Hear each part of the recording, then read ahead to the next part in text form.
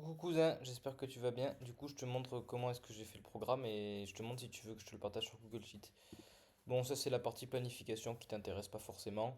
Ok, c'est juste pour moi, pour l'organisation. J'ai mis à peu près les dates, savoir quand est-ce que ça allait arriver sur tes, comment tu dis, sur tes tests, ok.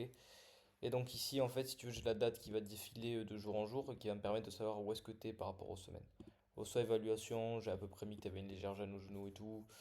Voilà, ça je m'en suis pas servi. Ça c'est pour moi, c'est mon brouillon, savoir comment est-ce que j'organise les trucs et tout. Mais voilà, si tu veux regarder, tu peux, mais pas forcément un truc intéressant. Ça c'est ta page de garde. D'ailleurs, je vais pas changer la date. Hop, voilà, ça c'est ta page de garde. Et là, tu attaques sur le premier programme. Donc, tu vas voir que tu vas l'avoir, enfin sur le premier jour. Tu vas voir que tu vas avoir du coup 6 jours entre guillemets d'entraînement, ok, qui sont écrits. Donc là, tu vois, tu as B1, B2, B3, B4. B5, B6, ok, mais en réalité, t'as que 2 jours de muscu, parce qu'à chaque fois, tu as un jour de course à basse intensité et un jour de course à basse intensité, donc tu en as deux, tu vois. Là, si tu veux pour t'aider à te repérer, je peux mettre ici course, je vais te faire comme ça sera moins barbare. Course, ici c'est la muscu haut du corps, donc je te mets haut du corps plus cardio. Là aussi, tu auras du haut du corps, donc bas du corps plus cardio. Là, tu as du bas du corps plus du cardio aussi, mais du cardio plus haute intensité. Ok, donc je mets BDC plus cardio. Et le dernier jour, ça sera du BDC plus cardio. Ok? Donc tu vois qu'à chaque fois, tu as toutes les images. Donc si jamais tu as des questions, t'hésites pas. Enfin voilà, tu vois le back squat et tout. Tu as aussi une vidéo sur certains exos, j'ai pas mis partout. Parce que ça me prend un peu de temps à faire. Si tu veux, faut que je rentre les liens de partout. Mais voilà, si jamais tu les veux, je te les mettrai. Donc si jamais tu utilises le Google Sheet que je peux te partager, tu vois, je peux te mettre ton adresse mail ici et tu peux y accéder comme je fais avec les clients que j'ai en ligne, sauf que c'est pas le même format que j'utilise si tu veux. J'utilise un autre format avec les clients en ligne, mais je pense que celui-là il est bien parce que tu peux l'imprimer, tu as les images et tout, donc je pense que j'ai utilisé celui-là parce que je pense qu'il correspond mieux. Par exemple, comment ça se lit? Tu as le premier exercice, donc A1 ça veut dire que tu vas faire le back squat, ok?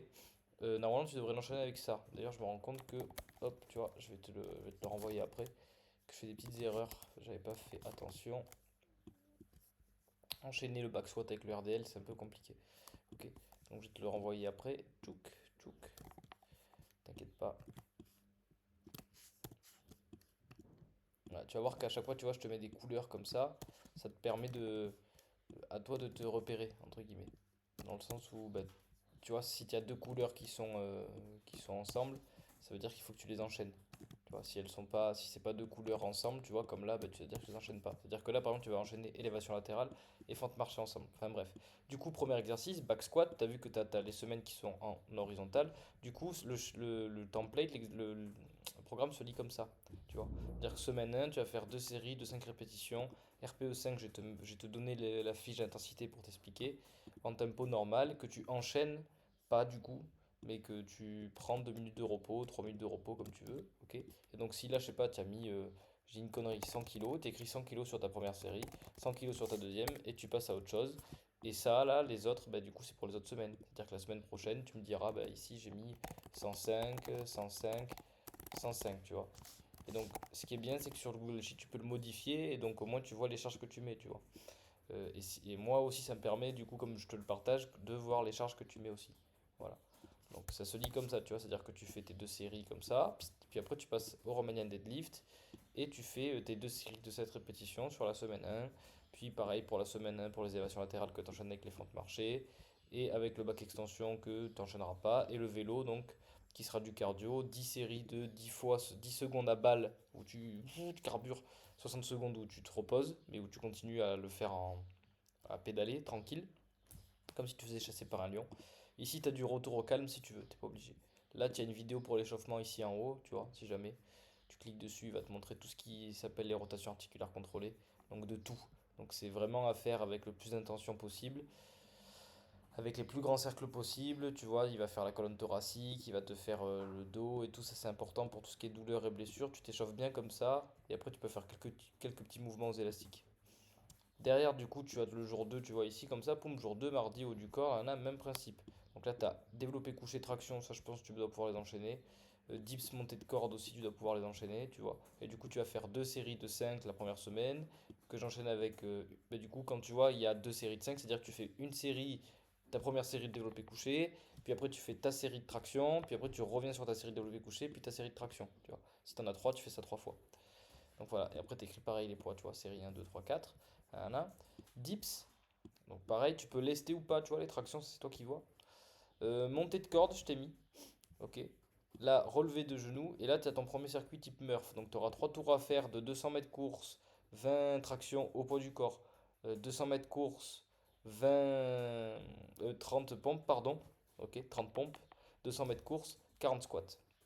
Et ça, du coup, tu vois que j'augmente la course et un peu les trucs au fur et à mesure. Le but, c'est de faire tes 3 tours le plus vite possible. Voilà. Là, tu as le jour course. Donc, tu vas faire ce que tu veux. Tu cours dans la nature, tu cours sur un tapis. Si tu peux pas courir et que tu as mal un peu partout à cause des impacts, tu vas faire du vélo. Ok, tu peux le remplacer par du vélo à un rameur.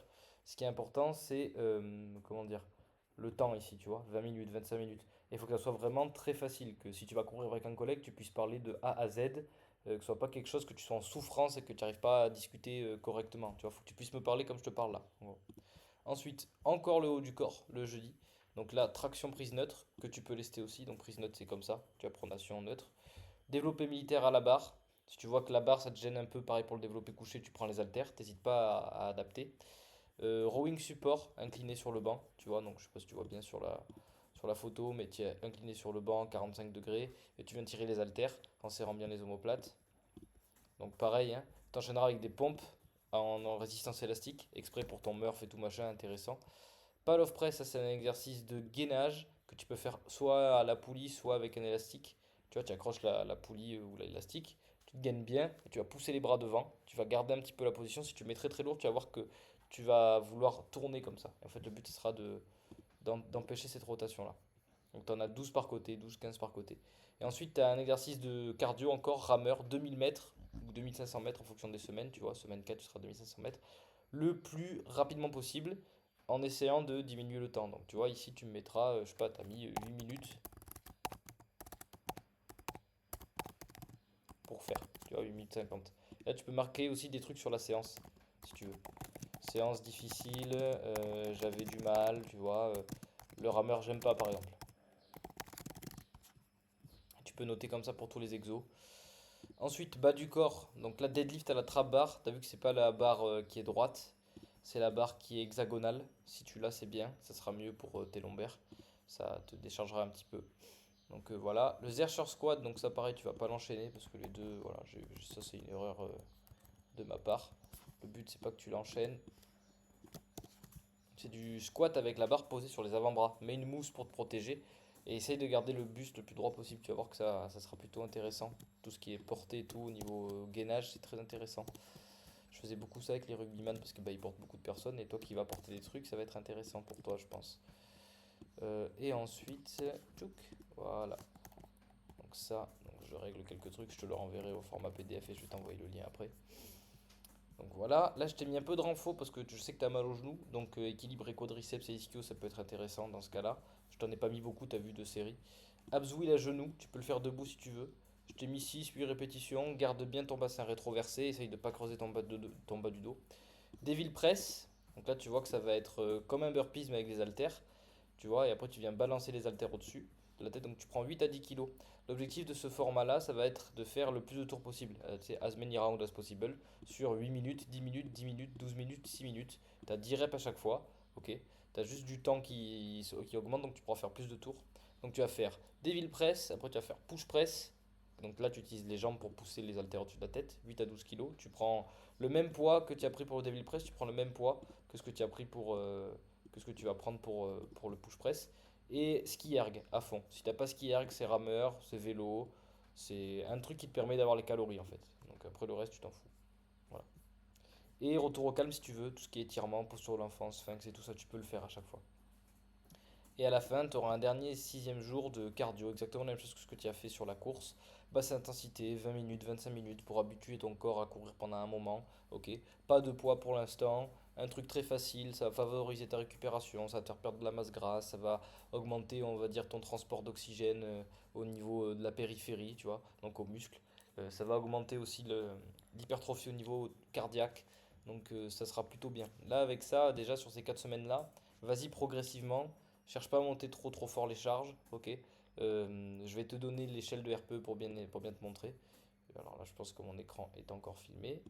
Voilà, donc je vais juste te montrer l'échelle de RPE, au moins, comme je suis là, ben, je vais pouvoir bien t'expliquer. En fait, ça te permet, si tu veux, d'adapter et ton effort, l'échelle de RPE, et les répétitions, enfin, et la charge, pardon, par rapport à ce que toi, tu sens le jour J, tu vois. C'est-à-dire que tu as vu que parfois, je t'ai mis par exemple effort RPE 5, c'est-à-dire que tu peux faire 4 à 5 répétitions en plus. Parfois, je te mets RPE 8, tu vois. Donc, tu peux faire que 2 reps en plus. Je te mets RPE 9 que de temps en temps, c'est-à-dire que vraiment tu te rapproches de l'échec, mais pas trop, tu vois. Faut pas que tu accumules trop de fatigue non plus, parce que bah, tu vas avoir tous tes entraînements après, sûrement avec les militaires sur le terrain. Donc, voilà. Donc, le but, c'est ça.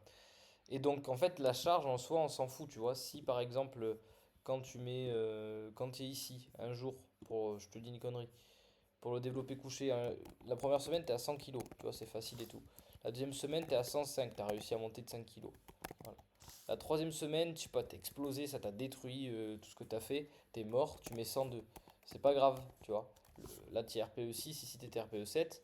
Le but, c'est que la charge s'adapte par rapport à ton ressenti. C'est juste un signal que tu vas envoyer. La charge, c'est juste une conséquence. C'est pas du tout, comment dire, ça qui fait que tu veux progresser ou pas.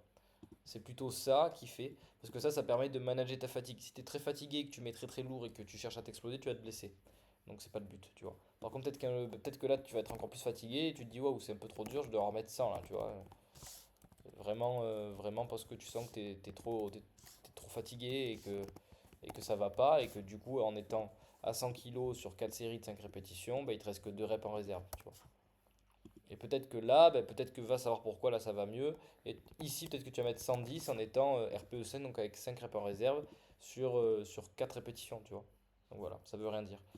Donc voilà, je vais t'envoyer le lien pour que tu puisses le compléter si tu veux, ou alors tu n'auras que le PDF, c'est toi qui vois, que tu peux imprimer, que tu peux écrire à la main dessus.